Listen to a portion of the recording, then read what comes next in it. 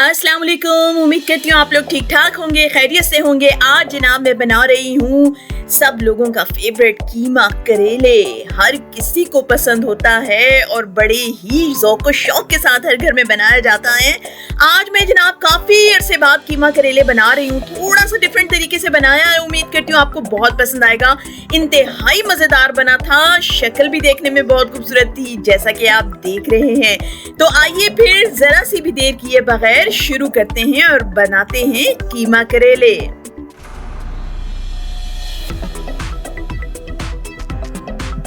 इसके लिए जी सबसे पहले मैंने करेले ले लिए हैं। करेलों को देखिए मैंने इस तरह से काट लिया है, बहुत पतले नहीं काटे। हम लोगों को एक्चुअली करेले अच्छे लगते हैं और हम इसकी कड़वाहट भी नहीं निकालते। आपने निकालनी है तो आपको पता है, नमक डाल के थोड़ी देर इसको ढक के रख दीजिए। उसके बाद उसका पानी सारा नमक निकल जाएगा, कड़वाहट निकल जाएगी। उसके बाद उसको खंगाल के अच्छी तरह निचोड़ के तो फिर आप इस्तेमाल कर लें तो कड़वाहट नहीं होगी। लेकिन इसकी कड़वाहट में बहुत सारी बीमारियों का इलाज है और हमें उसका जायका भी अच्छा लगता है, तो इस वजह से जो है हम इसकी कड़वाहट नहीं निकालते। और अब इसको मैंने क्या करना है, क्योंकि हम इसको बहुत ज़्यादा इसको डीप फ्राइड नहीं करते, तो इसको मैं ओवन में बनाती हूँ। आप डीप फ्राई कर सकते हैं अगर आप करना चाहें तो। मैं इसके अंदर ऑयल डालूंगी, बिस्मिल्लाह। बस मैंने इसके अंदर एक छोटा चम्मच तेल का समझे डाला है, ऑलिव ऑयल डाला है। इसको मैं मिक्स कर दूंगी अच्छी तरह। थोड़ी सी ज़रा बचत हो जाती है डीप फ्राइड से, जो है वो बहुत ज़्यादा इसके अंदर ऑयल चला जाता है, सारे ग़िज़ाई अज्जात जो हैं वो इसके ज़ाया हो जाते हैं। अगर आप करना चाहें तो ज़रूर कीजिए, और वरना आप लोग डीप फ्राई भी कर सकते हैं। ये देखिए जी तैयार हो गया। अब इसको मैं ओवन में रखूँगी कोई 15 से 20 मिनट के लिए, और जब तक ये बनेंगे मैं बाकी मसाला कीमा जो है और प्याज वो सारा तैयार करती हूँ। तेल जाएगा जी, 3 से 4 टेबल स्पून तेल जाएगा इसमें।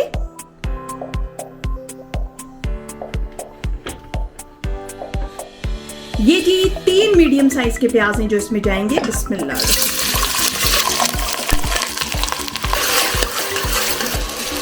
प्याज को भी मैं डीप फ्राई नहीं करती हूँ, मोस्टली लोग डीप फ्राई करके अलग से निकाल लेते हैं करेलों को भी, प्याज को भी। आप अगर वैसे करना चाहें तो कर सकते हैं, लेकिन ज़रा हम थोड़ा सा सेहत का ख्याल रखते हैं। इस तरह भी बहुत अच्छे तरीके से बन जाता है और उसी टेस्ट के साथ बनता है, तो कभी इस तरह भी ट्राई करके देखें। अब मैं प्याज को ब्राउन करूँगी। प्याज जी ब्राउन हो गया है, इतना ही मैंने इसको ब्राउन करना है, इससे ज़्यादा नहीं करना। अब मैं डालूंगी कीमा। ये कीमा देखिए जी, मैंने मोटा मोटा कीमा ये करवाया है, स्पेशल हम लोग करवाते हैं, आप यकीन करें बहुत टेस्टी लगता है, मोटा हाथ का बना हुआ कीमा। और ये 3-4 हड्डियाँ अलग से मंगवाई थी जाहिर से मैंने, कि ये हड्डियाँ जो है ना उसकी वजह से इसमें बहुत अच्छा जायका आ जाता है। हल्का हल्का गोश्त लगा है इसमें, और मैं पहले जो है इसमें डालूंगी हड्डियाँ। बिस्मिल्लाह।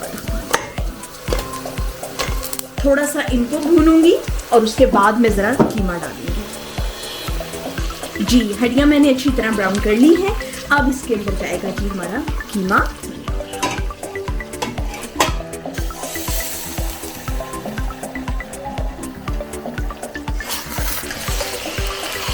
बस जी कीमे को अच्छी तरह भून लूंगी।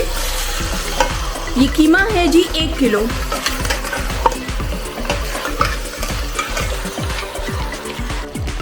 जी जनाब, कीमा भुन गया है, मिक्स हो गया अच्छी तरह, प्याज के साथ भून लिया है मैंने।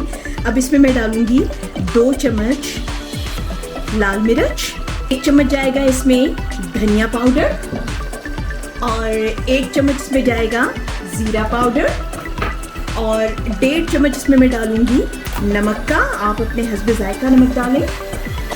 1 चम्मच इसमें जाएगा गरम मसाला पाउडर।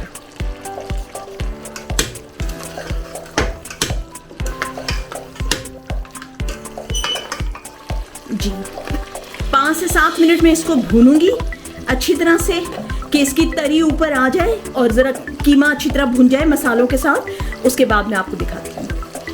जी जनाब, मसालों के साथ मिक्स कर लिया है इसको। अब इसमें जाएगा ये जिंजर गार्लिक पेस्ट और साथ टर्मरिक का पेस्ट। आपको पता है मैं हल्दी जो है इसके साथ ही पीस के डालती हूँ, तो ये जाएगा। ये जी है तकरीबन 2 से 2.5 चम्मच। ये डाल के मिक्स कर लें। अदरक लहसुन को अब मैं इसके साथ अच्छी तरह भूनूंगी। जी जनाब, अदरक लहसुन और हल्दी भी जो है वो मसाले के साथ अच्छी तरह पिस गई है। इस मौके पे मैं डालूंगी ये स्मॉल साइज़ के 3 टमाटर मैंने लिए हैं, बारीक काट लिए हैं। बिस्मिल्लाह।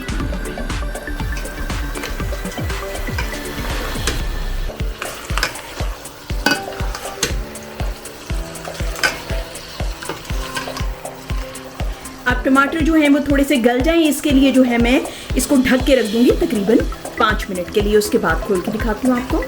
बिस्मिल्लाह। जी जनाब, टमाटर जो हैं वो काफ़ी हद तक गल गए हैं, बड़ी ही अच्छी खुशबू आ रही है, कीमे की बड़ी अच्छी शक्ल निकल के आ गई है। अब इस मौके पे जो है मैं इसको गलाने के लिए, क्योंकि कीमा मोटा मोटा करवाया था हमने और हड्डियों में भी थोड़ा थोड़ा गोश्त लगा हुआ है। अब इसके लिए मैं क्या करूँगी, इसमें मैं डाल रही हूँ तकरीबन आधा कप पानी डाल रही हूँ। अब इसके अंदर जो है ये गलेगा, जितनी भी कसर रह गई है, वैसे तो काफ़ी पक चुका है। और इसको मैं रख दूँगी तकरीबन 15 मिनट के लिए और फिर उसके बाद आपको दिखाती हूँ। ये देखिए जी, ये करेले हो चुके हैं। ये देखिए कितने अच्छे ये ब्राउन हुए हैं और बिल्कुल गल गए हैं और कम तेल में कितनी ज़्यादा ये सेहत के लिए कितना अच्छा है। मैं तो आपको कहती हूँ ऐसे ही किया करें। हम लोग तो इसी तरह करते हैं, डीप फ्राई जो है ना चीज़ें, ना उसमें जायका होता है, ना सेहत होती है और सारी गज़ाइयत ख़त्म हो जाती है। तो अब जो है मैं उसको उसमें डालूँगी। देखती हूँ मैं ज़रा अब उसका कीमा गल गया है कि नहीं। जी जनाब, गोश्त तो जनाब कीमा अच्छी तरह गल ही चुका होगा डेफिनेटली। मैं जनाब इसको 2-3 दफ़ा मैंने इसको चलाती रही हूँ बीच में खोल के।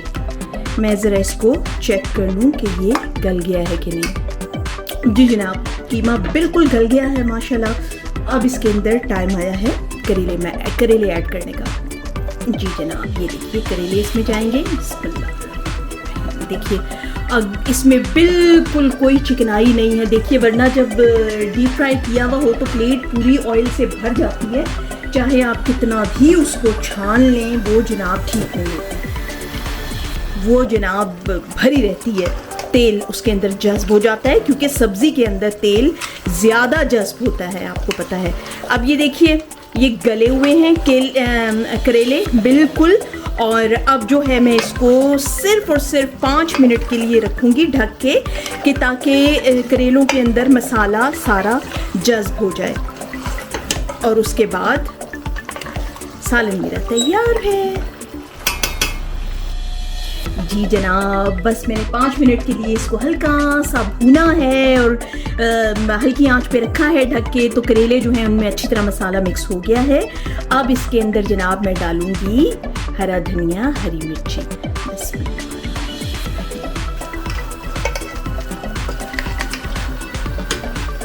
बहुत ही मज़ेदार इसकी खुशबू आ रही है, आपको शक्ल से लग रहा होगा देख के कि कितना ये लजीज और खुशबूदार बना है माशाल्लाह। देखें जी,